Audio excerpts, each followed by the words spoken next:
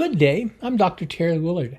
I've been getting all kinds of questions from various people lately about cortisol detoxes, stress, and inflammation in the body.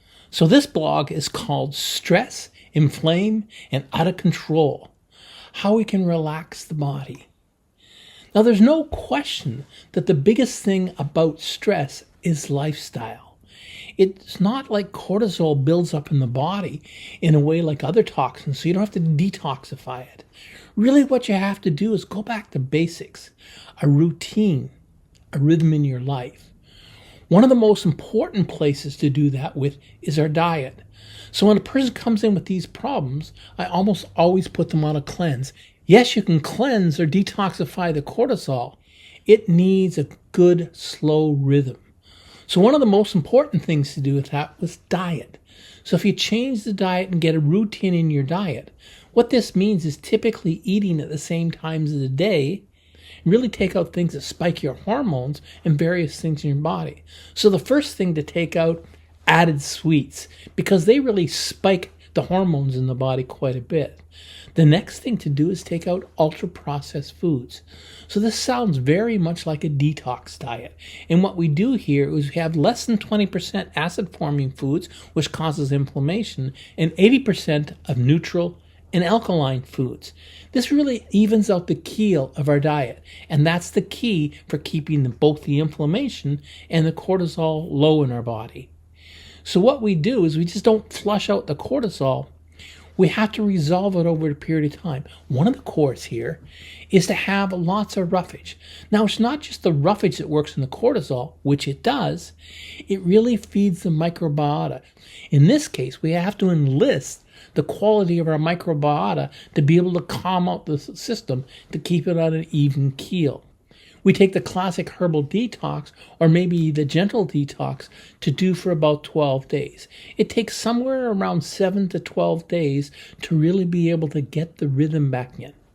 Now, you don't have to do this continuously, even though that's beneficial, but to do this 2 to 4 times a year. So really what we need is a slow cleansing process that takes a minimum of 7 days and up to 2 weeks. This will dramatically impact the whole hormones in the body and, of course, work on inflammation. Let's remind ourselves that 70% of the inflammation in our body starts in the digestive tract.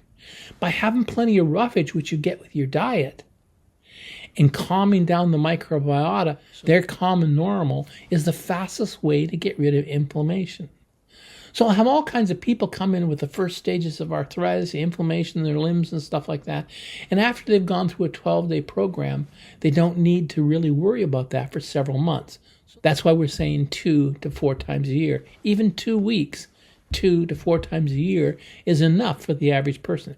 As you age, you might need to keep that into your ordinary diet much longer.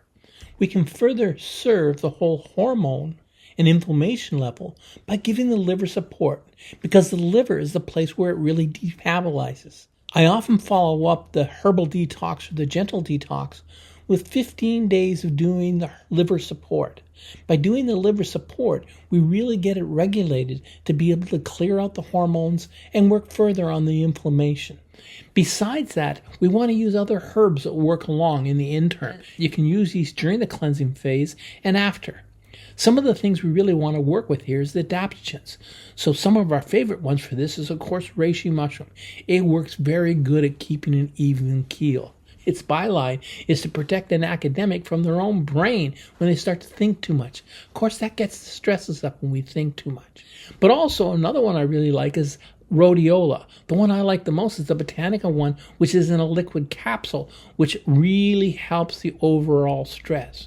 One of our best things to do is, of course, turmeric. It can be very beneficial for taking out the inflammation because, again, it works quite a bit on the microbiota. Ginger, you can just be simply ginger tea, will also work on that quite a bit. Detoxing, we've already seen the black radish and the red clover really continues with this detox. But milk thistle will also really work on these hormones throughout the system and settling the liver in. For nervous things, well, there's many things we can do for that. Kava is very good. So you can get a liquid kava capsule that'll just calm down the body and make it tranquil. I also like another one that is called Deep Sleep, but it has magnolia, ashwagandha, passion flower, and jujube in it. By doing these can be used during the day just to keep the whole nervous system calm so we don't go into those crescendos. So again, keeping things normal, keeping the diet subtle with lots of roughage really keeps the cortisol and lowers the inflammation. Of course, we can also use passion flower and melissa for that.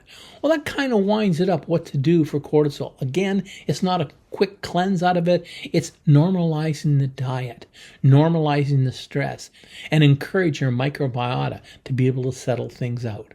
Well, until next time, I'll say goodbye.